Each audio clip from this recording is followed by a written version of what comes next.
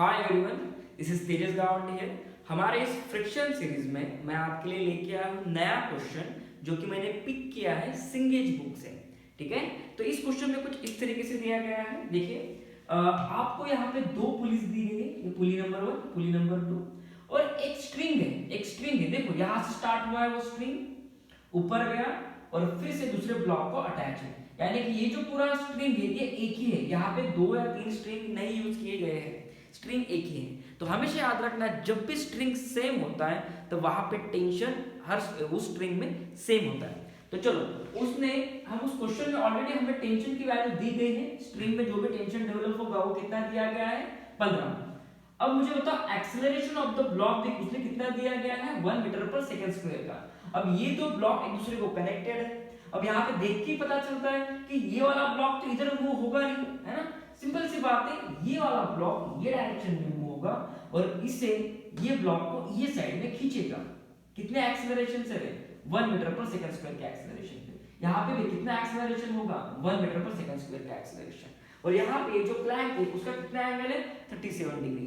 हमेशा ये दो वैल्यूज को याद रखना, रट लेना इन वैल्यूज को, cos 37 और sin 37। यानी कि cos 37 होता है 4/5, sin 37 होता है 3/5। ये कैसे आया, इसके लिए मैंने सेपरेट वीडियो बनाया है, प्लीज उस वीडियो को जाके देखिए। अब इस क्वेश्चन को सॉल्व करते हैं। जब भी हम क्वेश्चन को सॉल्व करेंगे, मैं सबसे पहले डिफिकल्ट पार्ट से सॉल्व करना चाहूंगा क्वेश्चन को, इजी पार्ट सबको ही आएगा। चलो, डिफिकल्ट पार्ट यानी कि इंक्लाइन ब्लॉक जो दिख रहा है आपको, इसको लेते हैं।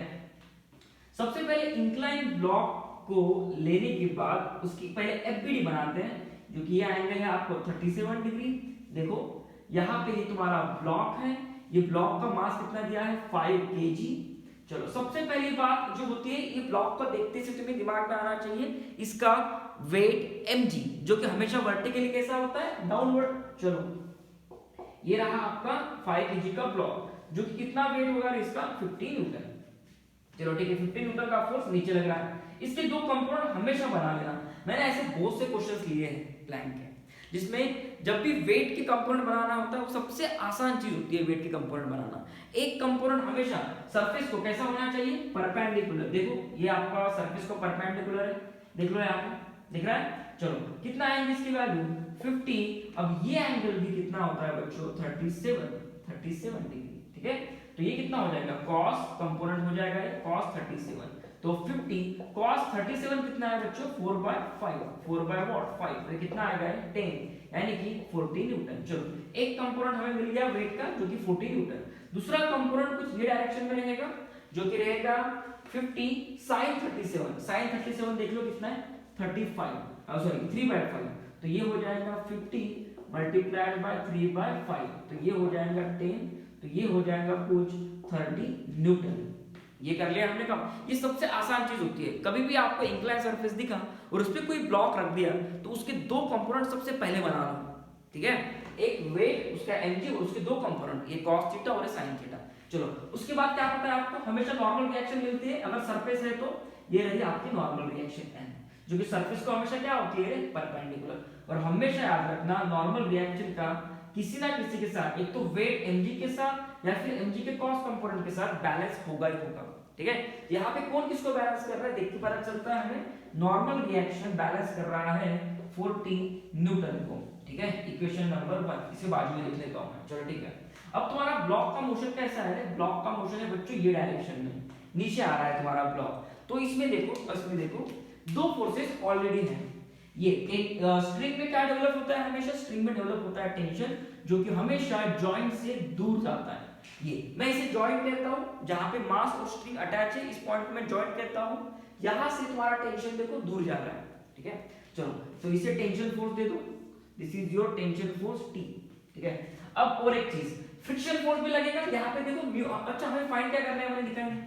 चलो ठीक है, सॉरी मैं थोड़ा बता देता हूं आपको। फाइंड करना है μ1 एंड μ2। ये जो देख रहे हैं ना, ये फ्रिक्शन, इस सरफेस जो है इसका फ्रिक्शन फाइंड करना है हमें। ये जो सरफेस है इसका फ्रिक्शन फाइंड करना है। चलो, अब देखो फ्रिक्शन फोर्स कैसा लगेगा बच्चों। अगर मोशन ब्लॉक का ये डायरेक्शन है तो फ्रिक्शन फोर्स लगता है हमेशा opposite to the motion, this is friction force. चलो, अब इस एफबीडी से हम इक्वेशन बना लेते हैं पहले तो। चलो ठीक है, मैं इसे इरेज कर लेता हूं अभी क्वेश्चन के पार्ट।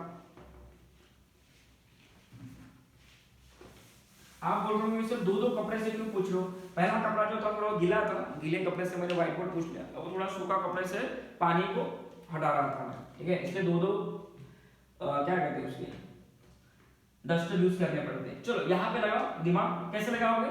30 न्यूटन का फोर्स ये डायरेक्शन में लग रहा है और दो फोर्सेस उस डायरेक्शन में लग रहे हैं, और मोशन किस डायरेक्शन में हो रहा है ब्लॉक का, देखो ऐसे, तो कौन सा फोर्स ग्रेटर है? ये 30 न्यूटन का फोर्स ग्रेटर है। क्या लिखो जल्दी बोलो, F net equals to m into a। F net कितना है?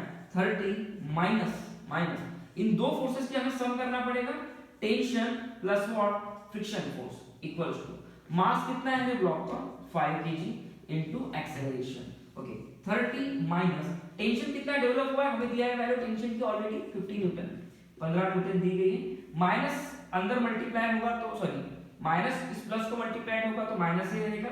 फ्रिक्शन फोर्स को क्या लिखते हो बच्चों, म्यू इनटू एन।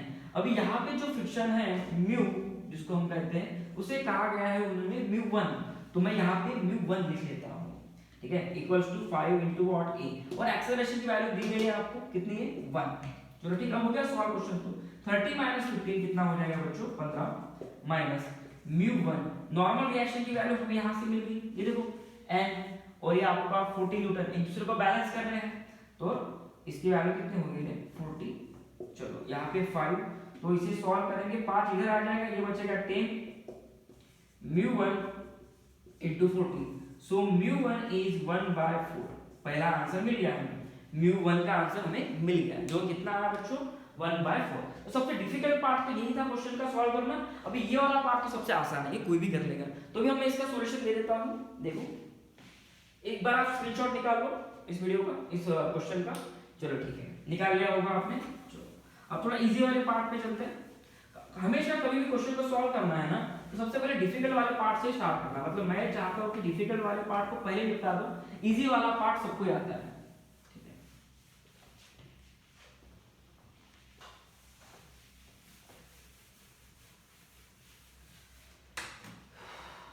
चलो देखो अभी ये वाले ब्लॉक को देखते हैं। चलो ये वाले ब्लॉक को यहाँ पे मैं लिख लेता हूँ, ये कितने केजी का ब्लॉक है 5 केजी का ब्लॉक है, ठीक है 5 केजी का ब्लॉक है। और टेंशन देखो, टेंशन कैसा होता है हमेशा away from the joint, this is the tension T, तो टेंशन ये T हो गया, ठीक है।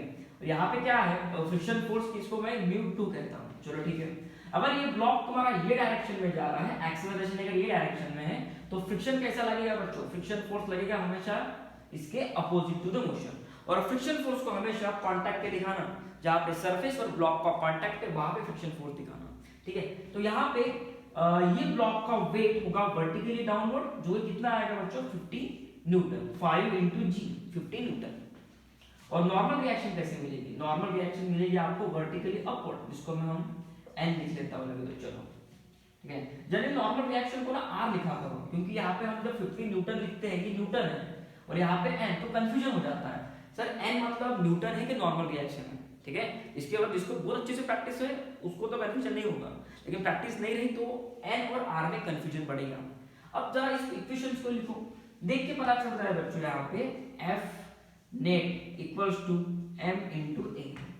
F नेट कैसे फाइंड करोगे बच्चों, तुम्हारा ब्लॉक अगर ये डायरेक्शन में जा रहा है और इस ब्लॉक पे दो फोर्सेस लग रहे हैं, ये टेंशन और ये फ्रिक्शन फोर्स, तो क्या लिखोगे तुम, टेंशन माइनस फ्रिक्शन फोर्स लिखना पड़ेगा। Sir friction force minus tension लिखो ना, क्या दिक्कत है, नहीं लिख सकते हैं। जो फोर्स ग्रेटर है उसे पहले लिखो और जो फोर्स स्मॉल है उसे बाद में लिखो। और ये आपने कैसे पहचाना कौन सा फोर्स ग्रेटर है और कौन सा फोर्स छोटा है, सिंपल है, अगर ब्लॉक ये डायरेक्शन में जा रहा है तो ऑब्वियस बात है ना, ये वाला फोर्स ग्रेटर होगा इससे। तो चलो मैं लिख लेता हूँ m की वैल्यू कितनी है 5, एक्सेलरेशन कितना है ये वाले ब्लॉक का भी 1, क्योंकि ये क्वेश्चन में ही दिया था। चलो ठीक है, और टेंशन की वैल्यू 15 न्यूटन ये भी दी गई थी। फ्रिक्शन की वैल्यू क्या होती है mu into n2, sorry n2 नहीं, μ2 इनटू n इक्वल्स टू 5। चलो 15 minus 5 is 10 equals to friction mu into normal reaction. Normal reaction कितनी आएगी बच्चों, यहाँ पे ये r और ये वेट ये बैलेंस कर रहे हैं, तो नॉर्मल रिएक्शन मिल जाएंगे मुझे 50 न्यूटन, तो ये 50 न्यूटन। तो μ2 आ गया बच्चों आपका 10/50 यानी कि 1/5। चलो ये था क्वेश्चन को सॉल्व करने का तरीका। इस वीडियो को अच्छे से देखो, आपको जो भी सजेशंस मुझे देनी हो वीडियो से related, voice quality, video quality या कंटेंट से रिलेटेड, या कोई भी टॉपिक जो आपको लगता है कि सर इस पे वीडियो बनाइए और हमें जल्द से जल्द प्रोवाइड कीजिए, तो मुझे कमेंट सेक्शन में जरूर बताना। वीडियो अच्छा लगे हो, मेरा कंटेंट अच्छा लग रहा होगा तो इसको चैनल को सब्सक्राइब करते रहिए। मैं ऐसे ही पूरे सिंगेज को आपको पूरे सिंगेज में जितने भी इंपॉर्टेंट क्वेश्चन है उन सभी का सोल्यूशन दे दूंगा। साथ ही साथ डीसी पांडे को भी हम कुछ दिनों में सॉल्व करना स्टार्ट कर देंगे। ओके, और आप मेरी जो ऑफलाइन बैचेस चलती है वो महाराष्ट्र के वर्धा डिस्ट्रिक्ट में चलती है।